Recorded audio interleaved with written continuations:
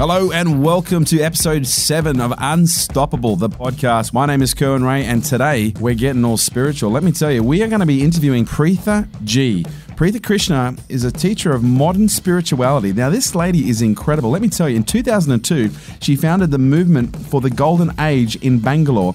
And in 2009, along with her husband, Krishnaji, she co-founded the One World Academy, which has become the go-to one-stop shop, if I can say it that way, for spirituality and consciousness in India, which is reaching out to the Western world. She is also the co-founder of the White Lotus conglomerate, as well as the co-founder of the O&O Academy. This lady is incredible, and we dive deep and wide into the conversation around spirituality, meditation, consciousness, and we also go on a little bit of a journey and talk about how I had my stroke and how Preethaji and the One World Academy was actually involved in the lead up to this incredible realization and this incredible awakening. This is going to be gripping. Get ready, listen up.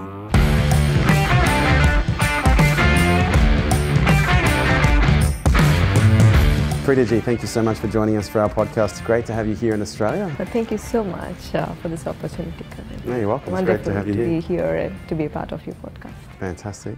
Well, listen, before we start, I thought it would be nice for me to share my experience with the One World Academy, because I know the One World Academy with yourself and your husband is, it's spreading rapidly around the world, and you're affecting change, in many countries and people and families, all over the place. And I have very fond memories of my introduction to One World and the Oneness Blessings.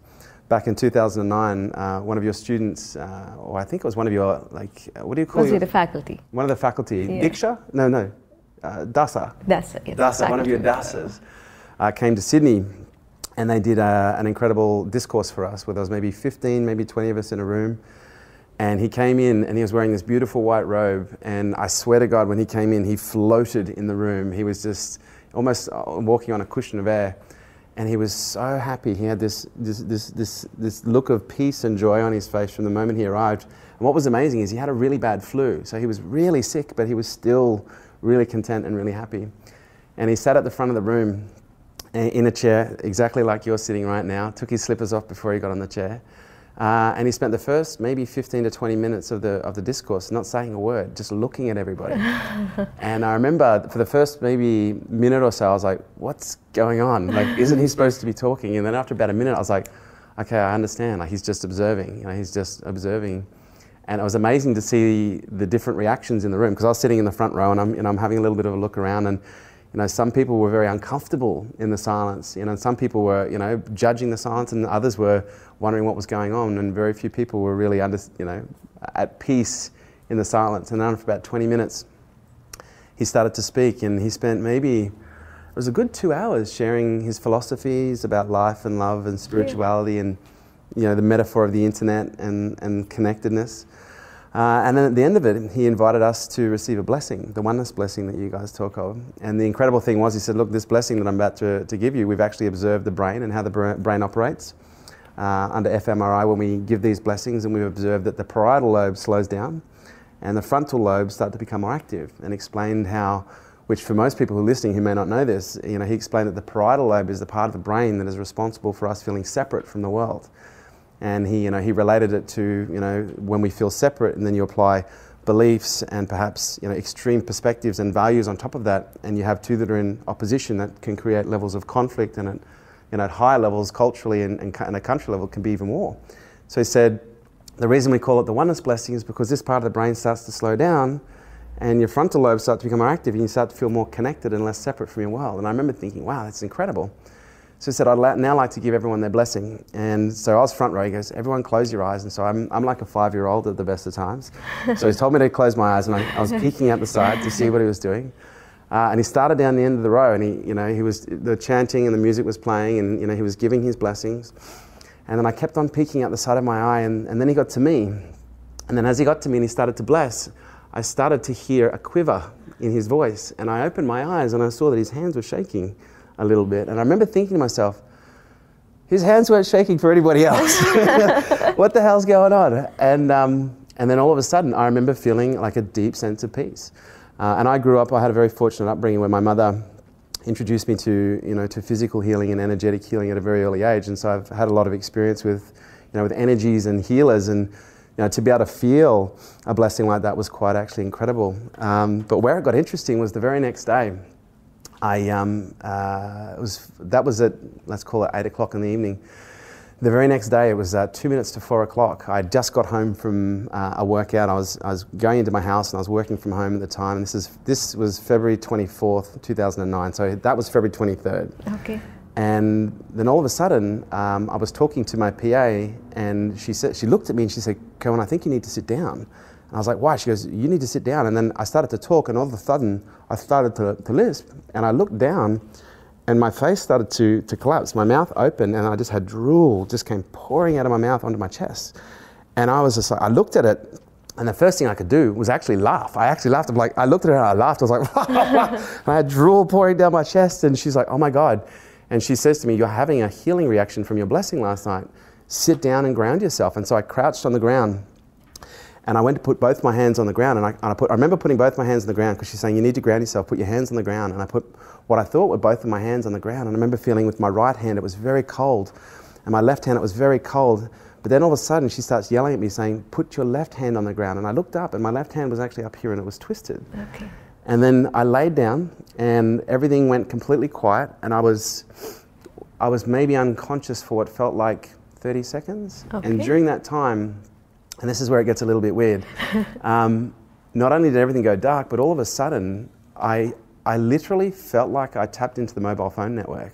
All of a sudden, I heard multiple conversations overlapping one another, and I could hear one dominant female voice, and I was, although I was unconscious, I wasn't unconscious. I could not see, but I could still hear and talk.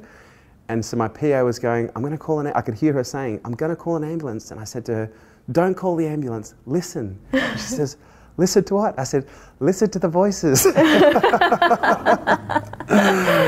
And she's like, "I'm definitely calling an ambulance." I said, no, just listen. And I could hear these voices, and it was incredible, because I couldn't actually hear what was being said, but I could hear all these conversations overlapping on one another. And I literally thought to myself, "Oh my God, I have tapped into the phone networks." And then that went very quiet, and I went into a new place. And this new place that I went to, everything I thought about made sense. Like, every question I'd ever had was answered. And I know how unusual this can sound, but I literally felt like I had tapped into something so much greater than myself. And I've got an interest in quantum mechanics and particle physics. I've got an interest in spirituality. And when I started to think about not only just the meaning of life and the purpose of life, but when I started to think about, even complex equations from quantum mechanics, everything was just coming to me. And I'm very careful to say, but I felt like I had a complete understanding.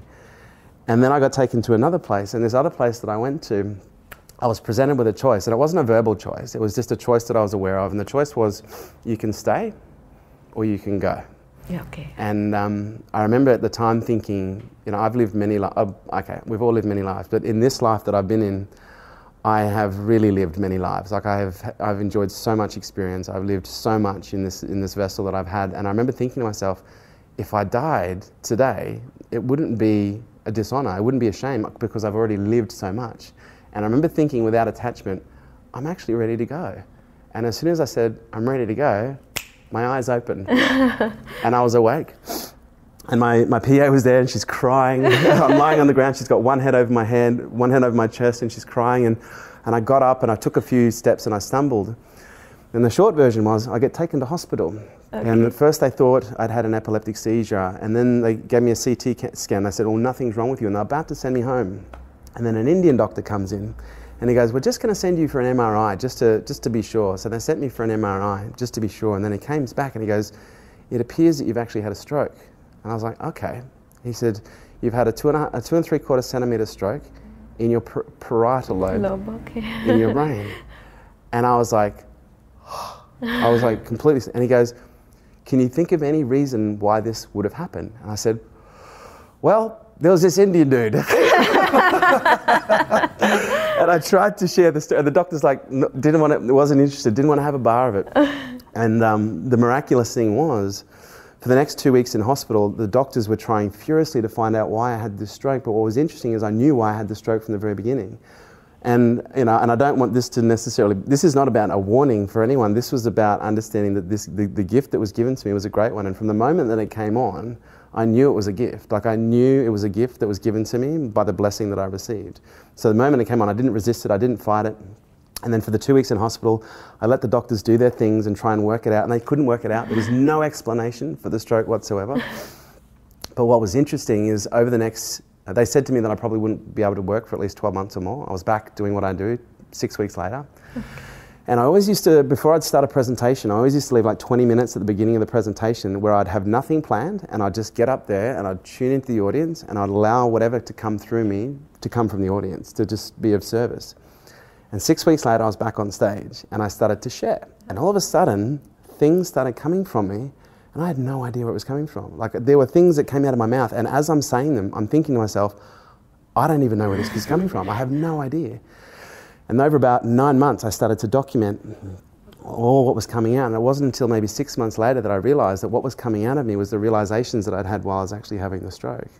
And it was an incredible experience. And so I haven't really had, I've shared this story with many people all over the world, but I haven't actually had the opportunity to share it with anyone from the One World Academy. So, you know, from my heart to yours, that stroke was fundamentally one of the most important experiences in my life that changed the trajectory and the direction of not only my life, but my spirit, my soul. And so I'd like to take this opportunity to say thank you. How has it changed you as a person, Kerwin? Well, what's interesting is I'm a lot more aware now. Like I've always had a level of awareness, or I've always been, I was exposed to consciousness at an early age.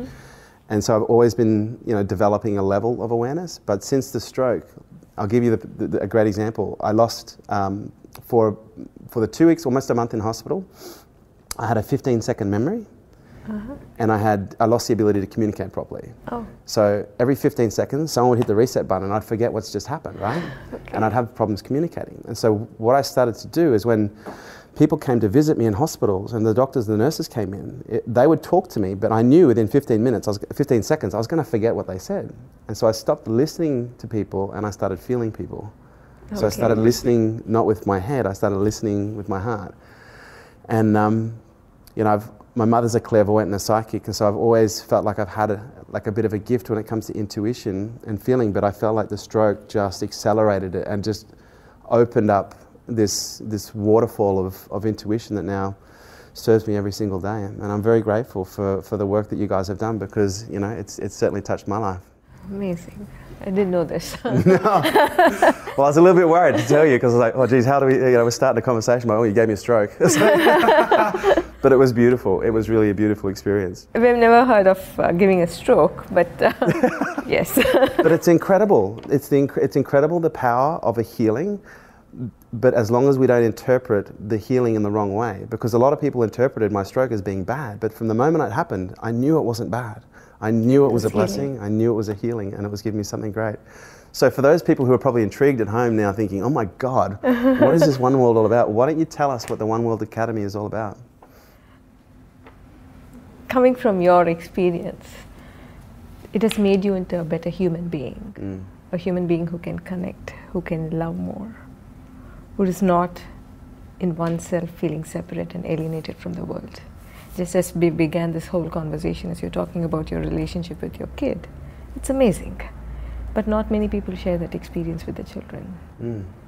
So it's about not feeling separate. It is about feeling connected. It is about living in a beautiful state so you can create a beautiful life for yourself and create a beautiful life for your loved ones.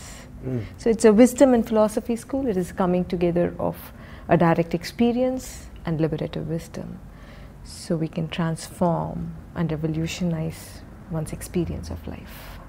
That's beautiful. And how did One World Academy originate?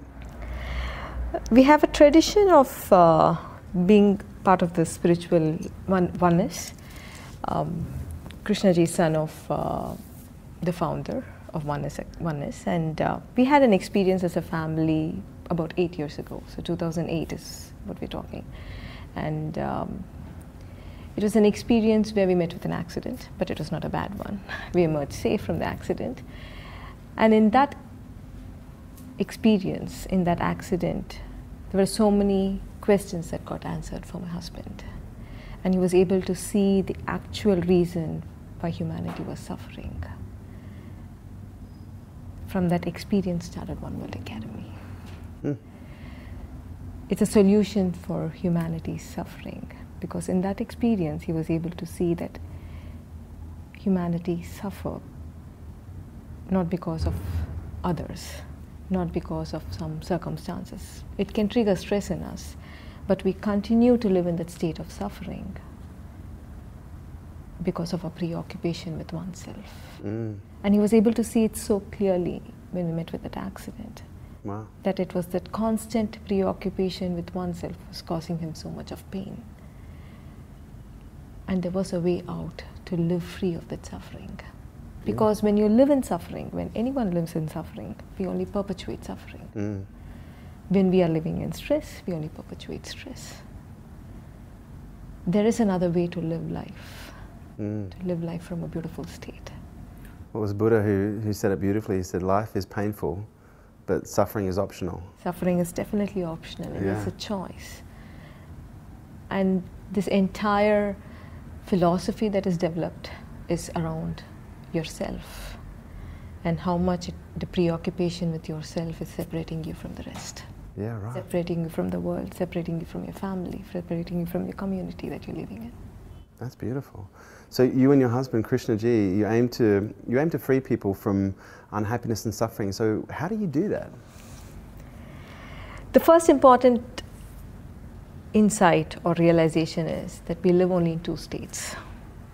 Forever humanity has lived only in two states, and there is no third state. One is a stressful state, and other is a no stress state and the beautiful state. To know that we are either living in this or that, it's a huge revelation, because you need to make a choice in life. Whether you want to continue to live in a stressful state, causing greater suffering and pain to others, or you want to live in a beautiful state. So what we do is a combination of a wisdom, liberative wisdom, wisdom that has a feeling of freedom at the end of it, that can free you from suffering, and also direct experience. Direct experience, the one that you had, a space of deep calm, a space of connection that you experience. It's an experience, direct experience of a great insight, a great realization that becomes yours. It is no longer somebody else's insight, it is no longer somebody else's experience, but it becomes yours. And it revolutionizes the way you feel, whether you feel separate or you feel totally connected to everything that is around you. What do you think is the problem with the separateness? Why is separateness a problem? If you go back to our own lives, if you go back to yours or mine, when you're angry, when you are hurt, when you are feeling, suffering from loneliness, when you're stressed, there is no place for the other in your life, in your world, in your inner world. You're feeling totally disconnected from all that is happening around you. As long as you're living in the state which is limited, which is stressful state, there is no way that even your child is present for you in your life. Only when you're able to break through from that state and move into a beautiful state, everybody comes alive. So you talk about this beautiful state, and you make consciousness sound so attractive. How do you define what this beautiful state is? Beautiful state is a state where you're totally present to other. It is a state of feeling connected to everything around you. It can be an expansive state where you can feel the entire universe. Is that what we refer to as enlightenment? Yes, being one with everything. Okay. It's an enlightened state. Or it can be a state where you can actually feel your child, not feeling very separate. It ranges, but it's a state where you're feeling totally present to everything around you. And you're not living in a state of chaos, not living in a state of conflict, not living in a state of stress. And what do you think stops people from experiencing this beautiful state? We have not, as a civilization, we have not brought attention to our inner state. The life is moving so fast. We are caught up in doing, and the being is so much neglected. If we start bringing attention to our being, and if we start seeing where we are living, from which state we are living, then there is a natural tendency to move out of the stressful state into experiencing the beautiful states. But the problem is the entire focus is only on doing, and so much less on the being. But if your being is transformed, if your consciousness is transformed and it expands to include others, then your thinking gets transformed. There is no chaos and confusion in your thinking. And then your actions are decisive and you're powerful. Powerful enough to help and impact others and create greater good for this world. Why do you think, like, look, everyone's got a perspective on where the world is at right now. You know, some people think that, you know, when we've never been closer to complete and utter chaos, and others think that we're on the verge of, you know, a cataclysmic, you know, evolution of consciousness. But in terms of where we are, regardless of how people perceive it, when we look at suffering in the world, why do you think people suffer? Do you think it's a perspective? Do you think it's a situation? Why do you think suffering is present still in the world? I didn't get your question now. Well, we have suffering. Yes. Some people suffer. You're talking about suffering, you're talking about problems, you're talking about challenges. Challenges, but it's more the perspective that people take. Because for me, I've always looked at, not always, for a long time now, since I've been on the journey of my own, you know, my own self-awareness, I've started to realize that suffering is a perspective.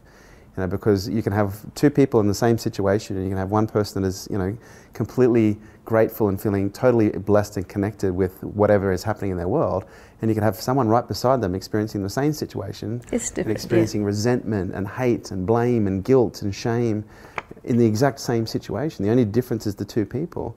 So I'm curious to know from what you guys do at One World, why, you know, because some people say, you know, if there was a God, you know, there would be no suffering. And in my life, I believe that suffering is an important ingredient in the evolution of our consciousness, because without pain, how do we wake up? So I'm curious to know, from your perspective, or the One World perspective, is what do you think the purpose of suffering is? I don't think, from One World perspective, there is no great purpose for suffering, because when we look at people who are suffering, they're not creating greater good for the society. But it is only people who are moved away from suffering, who are living in a beautiful space, who are living in a space of joy and happiness, creating greater joy and happiness to people around. Why suffering? Is because you've not brought attention to your inner world. For us, suffering is the continuation of the inner dialogue once the event is over, once the challenge is over. But you continue living in that state with this inner dialogue of blaming yourself, blaming the other, blaming the system. There's so much of anger, so much of hate that is being cultivated, and we don't bring attention to that inner state, and it continues. And for few people, we've been working with people for so many years, it continues for a lifetime. Yeah.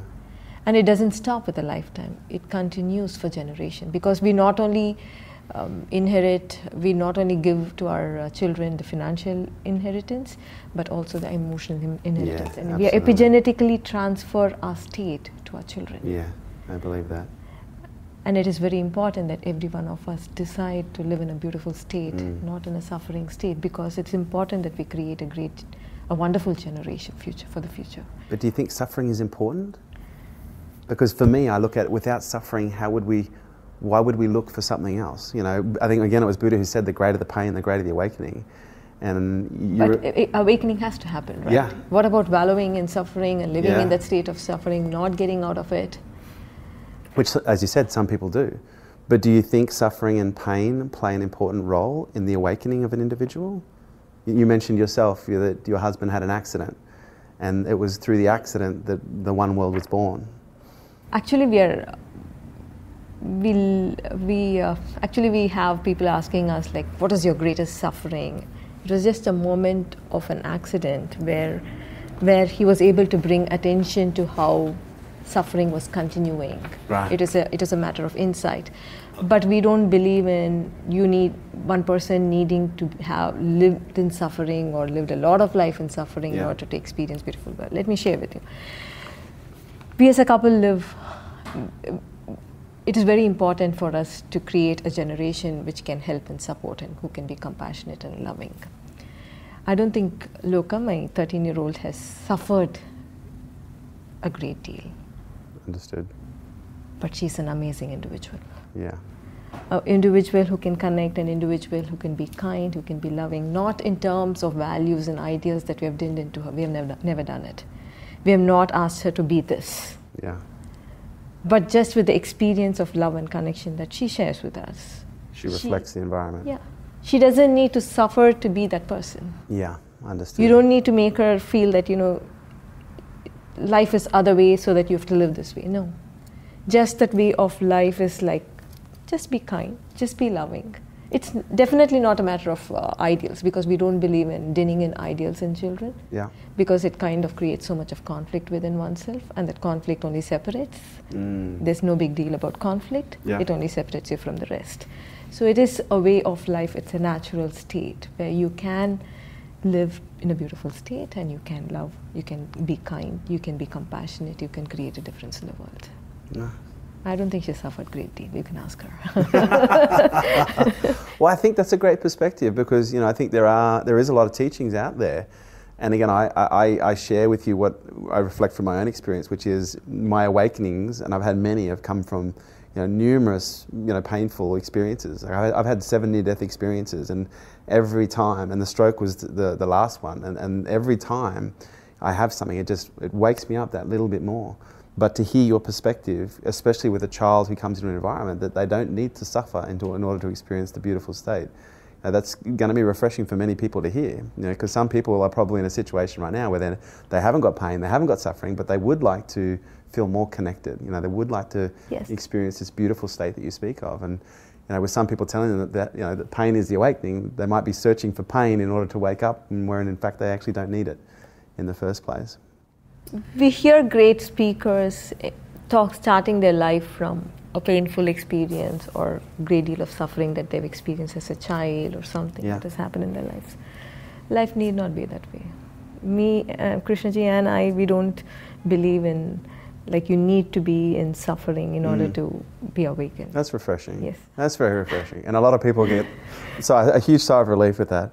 So, look, obviously, to find this beautiful state, you know, we do need to become, I guess, we need to start with more awareness, but we need to slow down, I guess, at some point. So, how do we slow down in a world that seems to be moving so fast and only appears to be moving even faster every day with technology and automation? It's important to realize that life begins from within. Life begins from the state of consciousness, which is the edifice, which is the foundation for everything that we experience in life. If you want to create a beautiful life, it is important that we start to bring attention to our consciousness, start bringing attention to our thinking, to our emotions. And from that space, from that foundation of being in a beautiful state of consciousness, go ahead to create a beautiful life. And what do you think, what is the role of self-awareness in finding the beautiful state? Unless until you know which state you are, unless until you're able to bring attention to the movement of your thinking, to the movement of your emotions, you would never be able to break free of those states into experiencing beautiful states.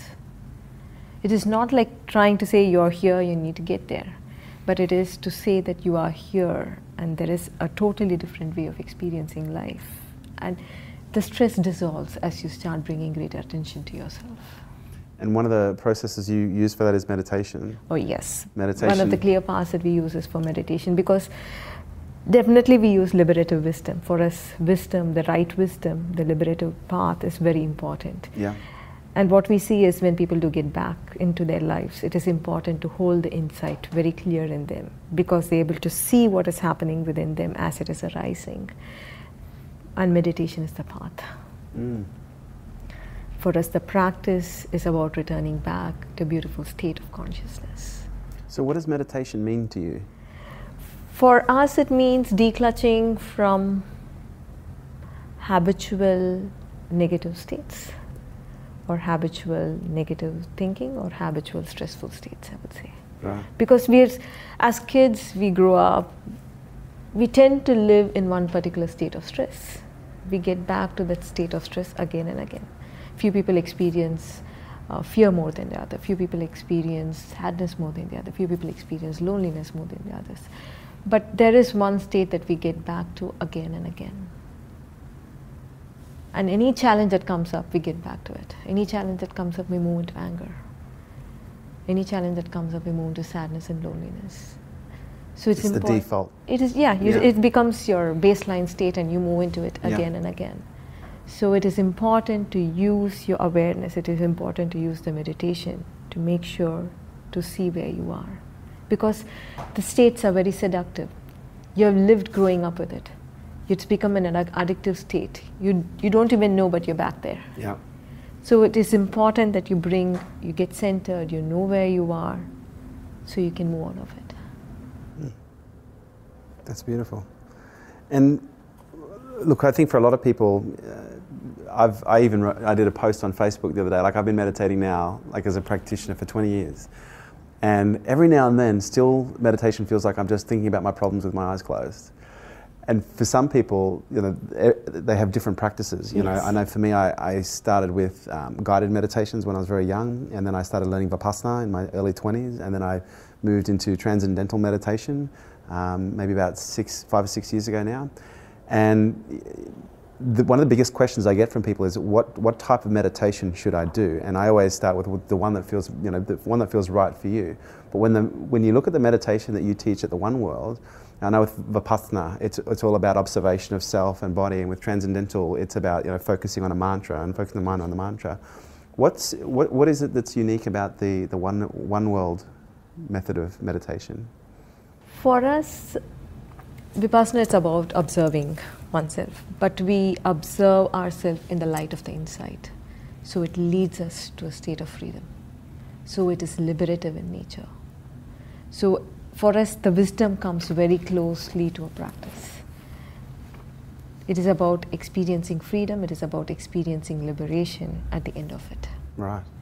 So even the tiniest practice would be to move into a beautiful state. So it has not a goal, I would say, it leaves you in a beautiful state. A state of calm, a state of love, a state of peace, or it could be an expansive state of bliss, of serenity, of being one. For us, it's a progression. And the most, I would say, if you want to call it difference, yes. For us, meditation is about observing yourself in the light of an insight. We feel it is very important to observe in the light of an insight. And for us, it's about moving away from the stressful states and activating the mid-prefrontal cortex, where you start feeling expanded.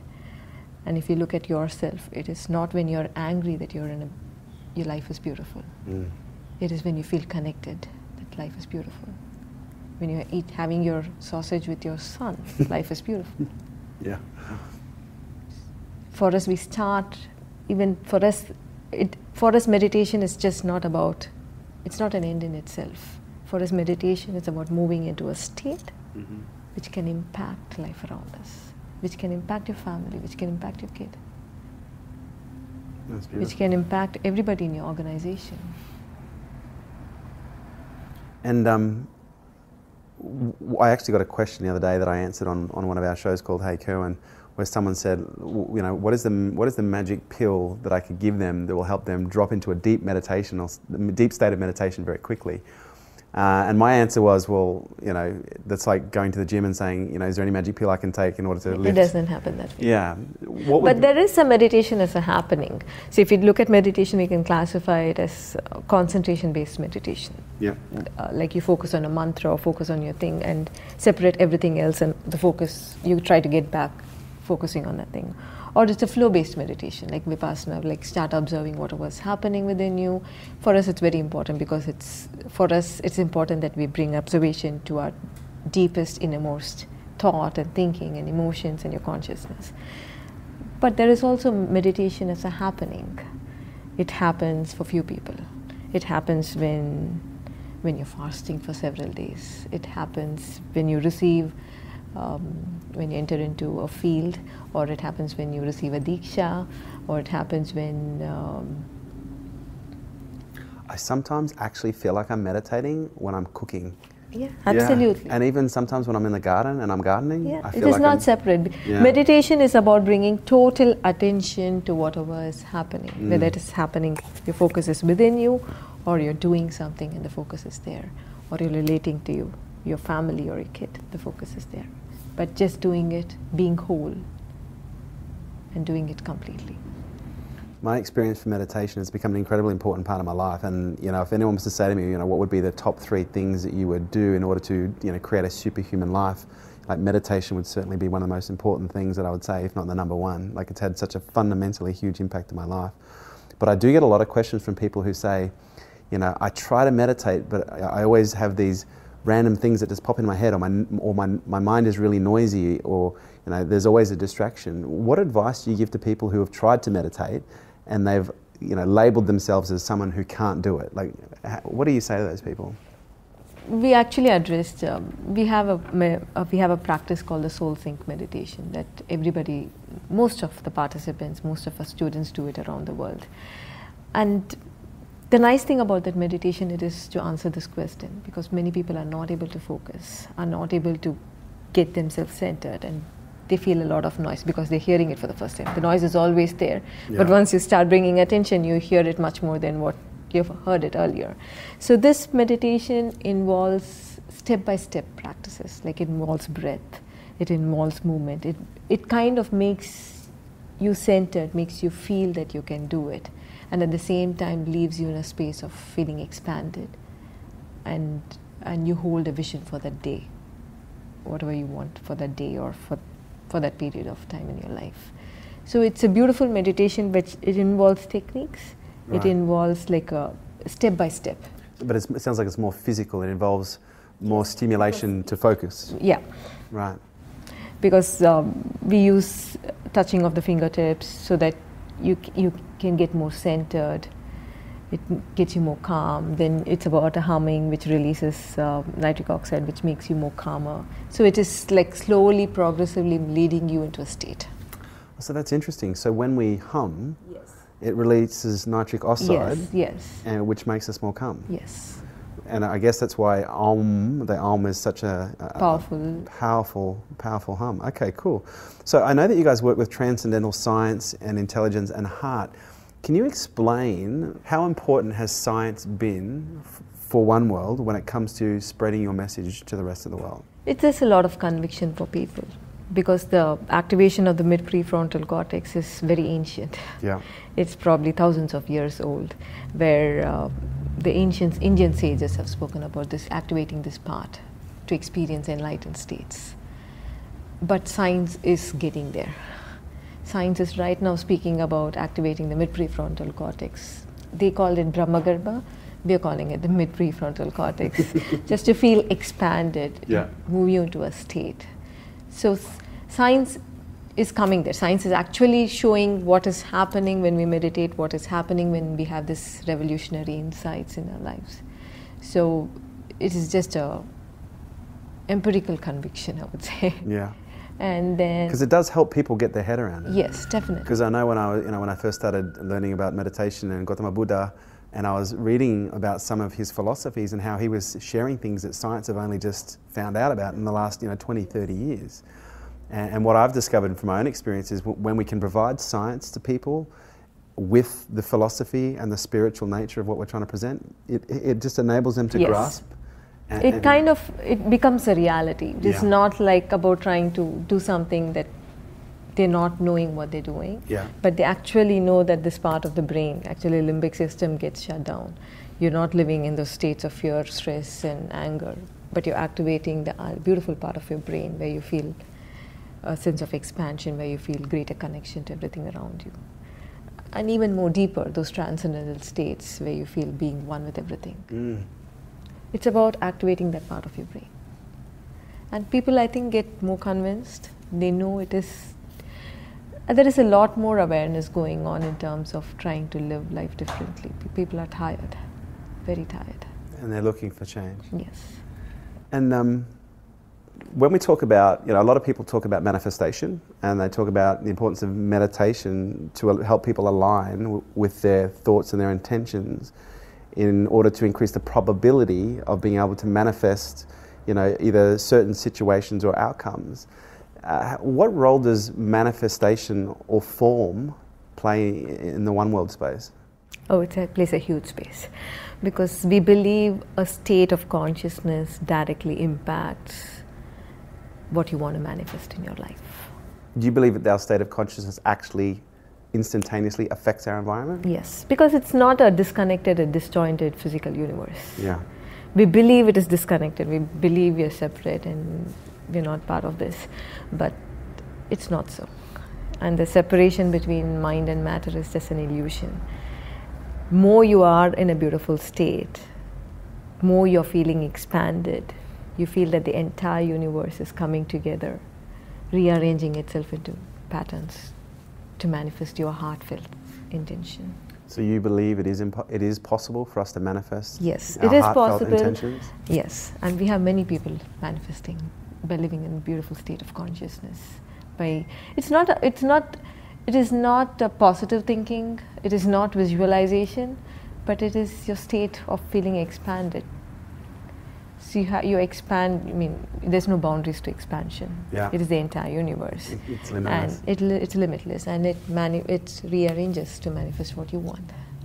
It's interesting because I've actually had some people say to me, like, so if I learn how to meditate, then I can create whatever I want, and they're almost like a kid about to sit on Santa's knee.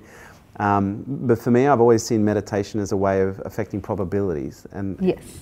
So for me, I've always learned that nothing's ever certain, but our thinking can increase the probability of it. You know, of you're it not happening. fighting with the universe. See, Yes. if you're not fighting within yourself, if you're not conflicted, if there's not so much of noise and confusion that's happening within you, then you're not fighting with the universe. You feel universe is very friendly and loving, and it would manifest what you feel is love and kindness. And it's interesting for some people, oftentimes when they set an intention to manifest something, they will manifest something different from what they want, and they'll be like, well, I didn't order this, but what I've experienced is oftentimes we'll manifest something that is needed for you. Something that is needed, yes. But it's not necessarily what we wanted, yes. but it was actually what we needed in the first place. Definitely. Because universe is almost like a universal joke, right? What were you going to say? It's like the entire universe is coming together to answer what you need, even more than what you know you need. So you talked about being limitless before, and when we talk about being a limitless being, what does that mean in the context of where you live? The first, right now we can talk about being limited is being in a limited state, which is actually so detrimental to our own lives and lives of people around us. Living in a stressful state. Actually, that separates you from all that is around you. Right. If you look, actually, if you're able to bring attention to one moment of stress, of course, it's not only to frustration that we experience in life, but it's also every state, like anger, fear, hurt, jealousy, they're all stressful states. Because when you are in that state, the entire experience of life is not beautiful. And when you're in that state, you feel so separate from all that is around, and you're limited. Do you think it's possible to be stressed in an overexcited, happy state? No, I don't think so. Okay. When you're pleasure-driven and obsessive, then yes. Yes, okay, yeah. But not when you're happy and joyful. Happy and joyful, great distinction. Yeah. So where do you believe wisdom comes from? Because I know from my own experience with the stroke, and also just growing up with a mother who's a clairvoyant and a psychic, that wisdom can come from anywhere at any time and just show up. But in your world, where do you believe wisdom emanates from? When you say my world, well, from your perspective. Okay. Wisdom arises when you're able to start seeing your inner world very clearly, without being camouflaged with so many other things. But if you're able to bring such great clarity into what is happening, then an insight comes. Wisdom comes from that place. Do you think there's this collective wisdom that just sits around us constantly, that if we quiet ourselves enough and we open our hearts wide enough, that we actually have access to, that is millions, if You not... have a huge load of wisdom just set right here. Right. So you believe it's in here? In here. Right. And if you start observing, because when... Well, I guess what you're saying is because what's in here is out there, and what's out there is in here, so there is no difference. Yes, in that way, yes. We're going to be screwing with a few people's brains here. That's beautiful.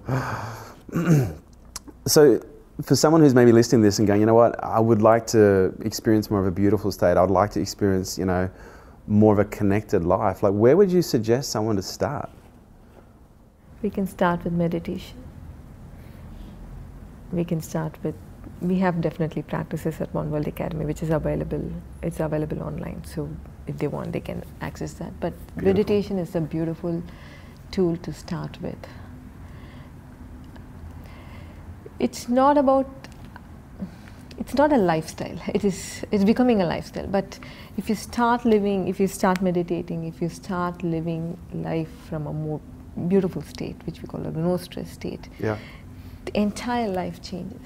Because the experience is not the same. The same water that we drink from a cup is very different from what it was earlier. The experience of life is, it's very beautiful. And what would you suggest, actually, what's one thing that people can practice or do no matter where in the world that they are to enhance their meditation? You've suggested it's a great place to start. Yes. And so for people who haven't done it, like there are things that they can do and there are apps that they can learn or download to learn. But for people who perhaps have started the practice of meditation and maybe doing it a few times a week or maybe even a few times a day, is there anything that you can give people as perhaps a suggestion to enhance the meditation, even if it's only just a small tweak that you've discovered, you know, through your own journey? There is a practice called the serene mind practice, which all of our students practice it. So whenever you feel not good, whenever you, not physically, within yourself, whenever you feel you're moving into anger, a place of stress, you just need to do this practice, and it doesn't take longer than 3 minutes. And as you do it, at the end of it, you feel you're more calm and more present. I don't know if you want us to do it now, or if you want me to lead now, or they can just access whatever is fine with you. Yeah, would you like to do one now? Yeah, that'll be perfect. Sure, yeah. Just close your eyes.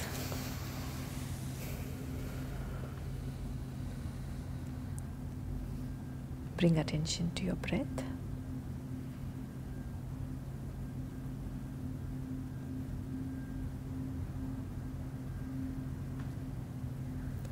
Inhale and exhale, deep and slow.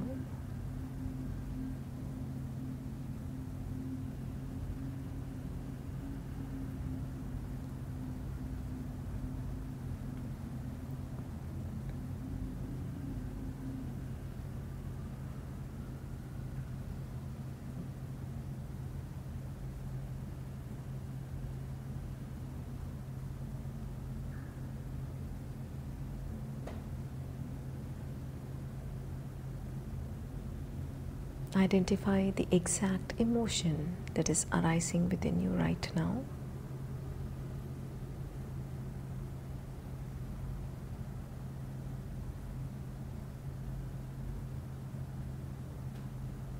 Is it fear,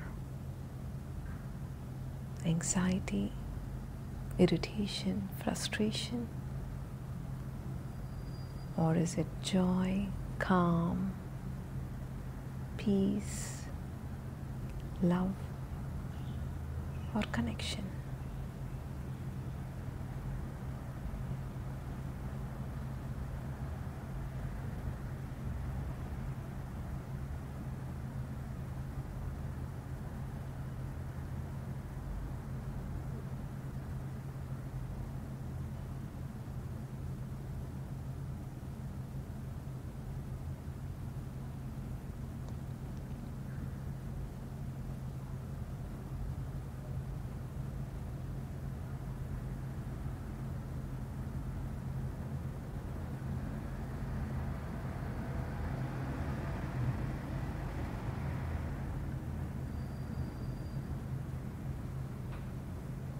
Bring attention to the moment of your thinking.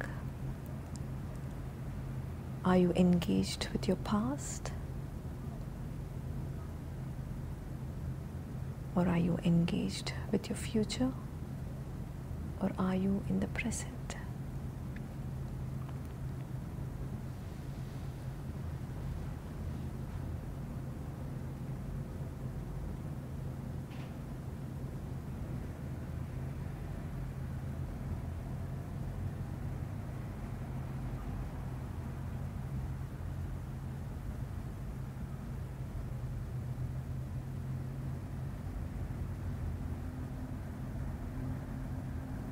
Observe yourself. Are you preoccupied with yourself, or are you feeling connected?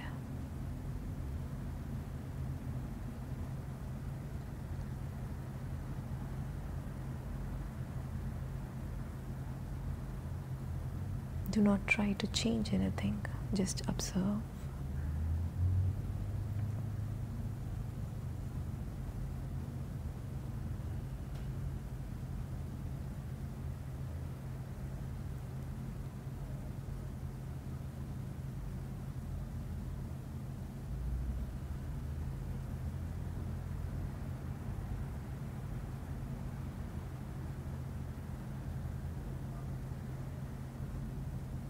Now imagine a flame glowing in the middle of your forehead.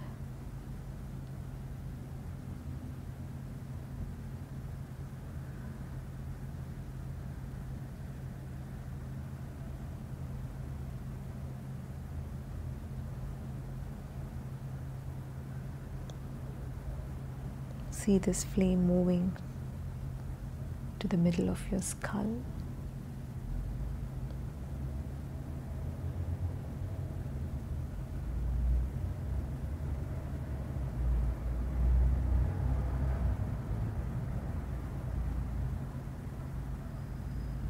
Bring a gentle smile to your face.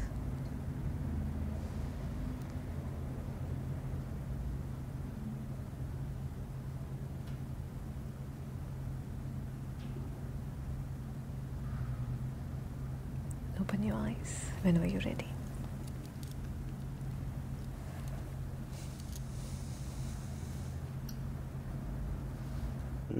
Thank you.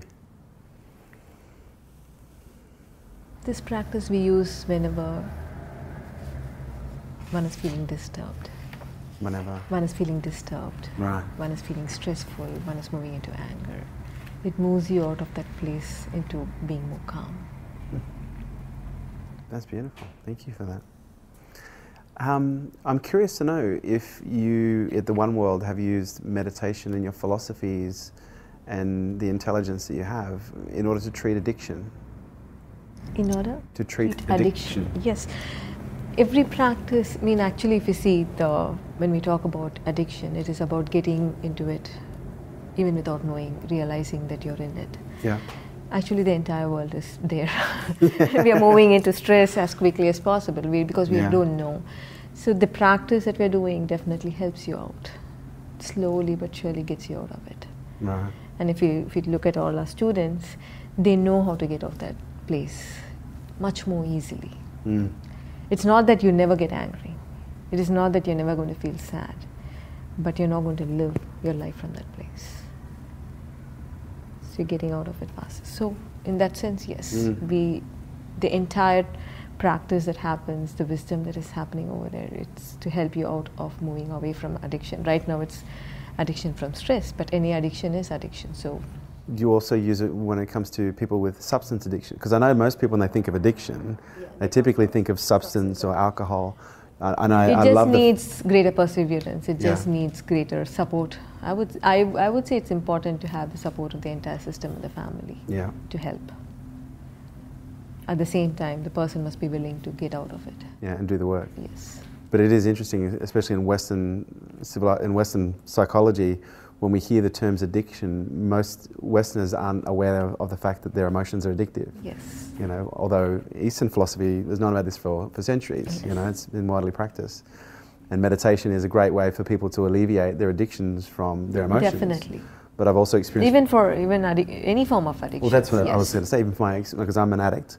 I've had a history of drug problems, and I've found that meditation has been one of the most incredible things that has enabled me to liberate myself. I don't go as far as saying free myself, because I understand from my perspective with my experience as it is right now. Addiction is one of those things, the moment you think you're cured, it's very dangerous, because it's easy to fall back. It's a slippery slope. So I navigate that very carefully, but I do know that meditation has provided me enormous levels of release. Yes. Relief and release at the same time. It's about creating, I would say meditation is about creating new neural patterns in your brain.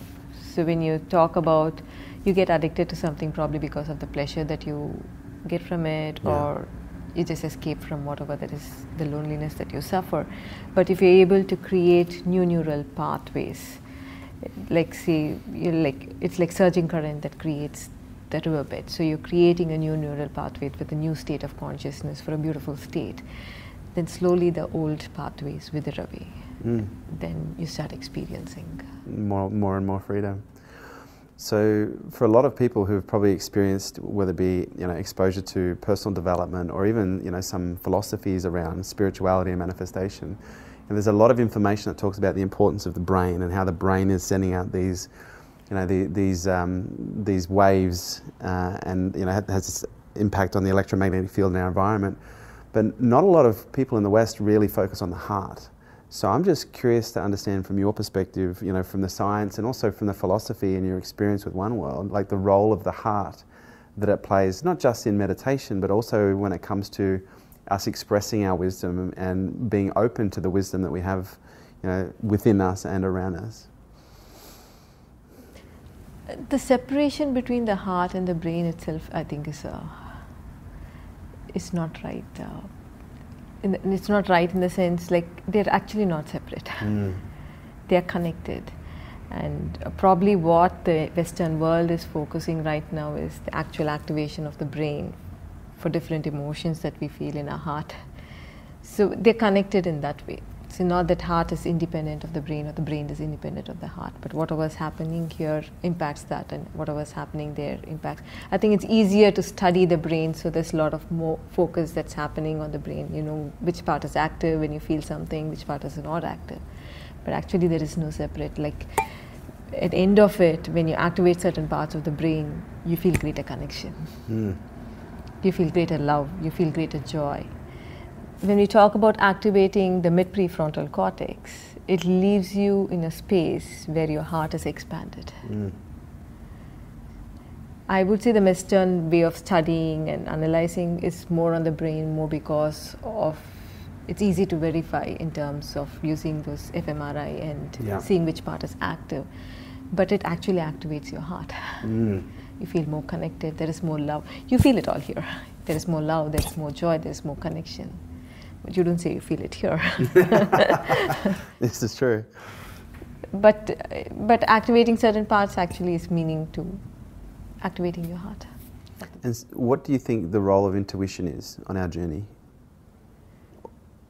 Or more importantly, maybe we'll start with, what do you believe intuition is? For me, intuition comes from a place of connection. It is actually feeling what the other person is feeling. As you said, you did not know when you were in the hospital, you were forgetting, so you were starting to use another form, another faculty of yourself. So it was your heart that you used to feel connected. So intuition comes from the place of feeling connected. One thing, it can stop somewhere or just need not stop, because there is no boundaries to connection. And it's an incredible gift that we all have access to. And what do you suggest is, and again, I know that this is going to sound like a rhetorical question, and maybe it is, but it's not meant to be.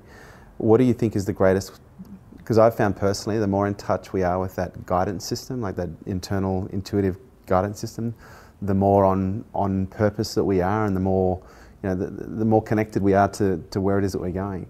But a lot of people say to me, well, how do I become more intuitive? And what would be your suggestion for people? More intuition comes from more connection, and more connection comes from moving away from stressful state.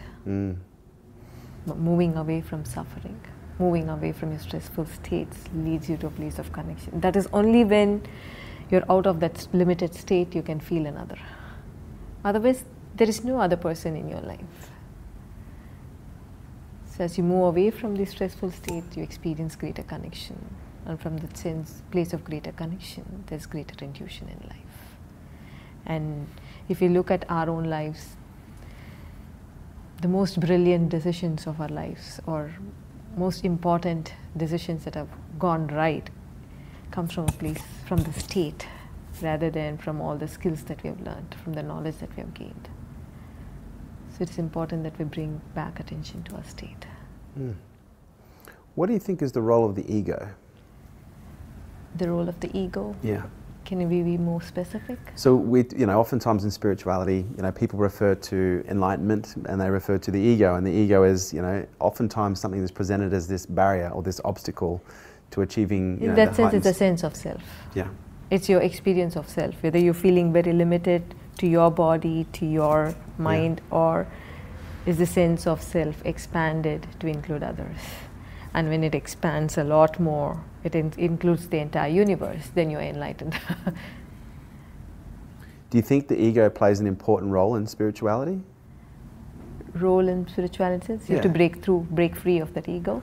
Well, what I find interesting is, I've observed, many people express themselves in many different ways, and the industry of spirituality is a very interesting industry since it's become commercialized. Because once upon a time, obviously, the spiritual industry was non-commercial. People did it because it was for love and it was for heart.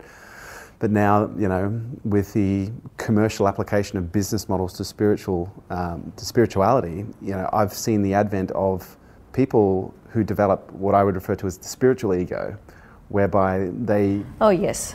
Just knowing that you're more superior than the rest. Yeah. That's what you're talking about. Yes. It doesn't make any sense. It doesn't, right? It doesn't, absolutely doesn't make any sense. To feel that you're so more superior than the rest. Yeah. But is it something that we need to be aware of? Because I've seen, even some of my own students on the journey, as they start to become more aware, yes, they start to think, oh, I'm now more aware. Superior than the rest. I'm more. I meditate more than you. I see more than you. It's not about accumulation of knowledge. It is not about the accumulation of number of hours that you've meditated. It's actually about what happens to you. It's not a competition. No, it's about how it's impacted your consciousness. It's your experience. It is definitely not another degree or a feather to your cap. It doesn't work that way. And just to understand that more egoistic or more separate we are feeling, more superior that we are feeling than the others, then less spiritual you are, in terms of your consciousness being limited to yourself. Because in that space where you're starting to feel superior, you're separating yourself from the rest. That is the opposite of what you're supposed to be in, that state that you're supposed to be in. And what's the great practice to dissolve ego? What would you suggest? Just to know where you are. Yeah. People, as I say, people don't know where they are. They practice meditation, but they don't bring attention to. It's like, the number of hours you're sitting and closing your eyes. It is not so. It's actually seeing how much you're growing as a person in terms of, feeling that love, feeling that connection. You don't need to even have those expanded states. You don't need to even have those transcendental states. But in your everyday life, how much connected you are. Because that state of connection does not stop with you. It will impact you, it will impact your family, it will impact many generations together. And it actually translates into your life. So we had, I was in Los Angeles meeting with a couple of people, and there was this little boy who got into that group, and he was very excited to see me, and he said, we had a program for one of the entrepreneurs, one of the big businessmen, and this person sends out emails every week to thousands of his employees. So this little boy, who was 18, 19, who was very young, who was interning in that company, was very excited to see me because he knows I was also working with his boss. So he says, since he started doing all this practice, the mails that come out of his office has changed drastically. You know that person is not the same anymore with the words that come out of his email. So it actually starts having a great impact on everything. It's not about you living in a beautiful state, it's about others, it's about you creating a beautiful world for everybody around you, as many lives as you can impact. And to finish off, what is love?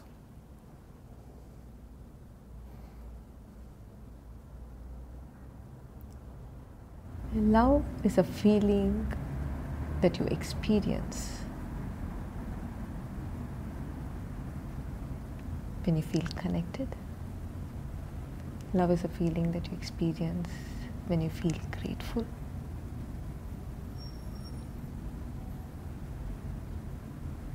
Yeah, for me, these two are experiences of love. And what is love not? Because I think in the Western world, I think we sometimes become confused as to what love is and what love isn't. You know, I think Hollywood has sold this ideal of what love is, and I think some people are constantly searching for something that they see on a movie screen that actually doesn't exist. What love is not controlling other. Love is not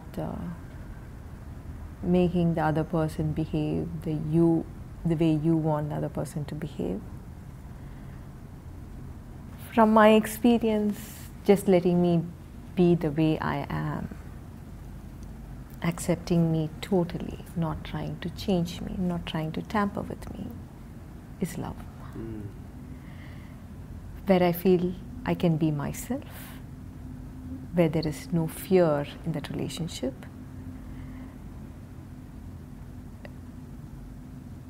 where he brings a lot, Krishnaji brings a lot of attention to how I feel. It is not only important that I live a comfortable life, it is very important for him that I live a joyful life. So there is a lot of attention that is brought to how I feel. For me, that is love. That's beautiful. Preethaji, thank you so much for your time today. I feel incredibly honoured to finally meet you. Thank you so much. I'm so happy to meet you after so many years. So many years. Yeah. And I'm not surprised. I knew this circle was going to come round and it was going to meet again. And I hope this is the beginning of many more meetings in the future. And look, we'll put some more information on the podcast and on the links on the website so people can find out more about the One World Academy and more about what you do. Thank you so much. Thank you. Namaste. Namaste. There you have it, guys. Thanks for tuning in to Unstoppable with me, your host, Kerwin Ray. And do me a favor, don't forget to drop me a review on iTunes. Would love to hear what you think. I love reading what you guys have to say, and your reviews make sure we keep creating killer content just like this. If you want to stay up to date with me and all my movements, please jump onto the website kerwinray.com and also check us out on social media at Kerwin Ray.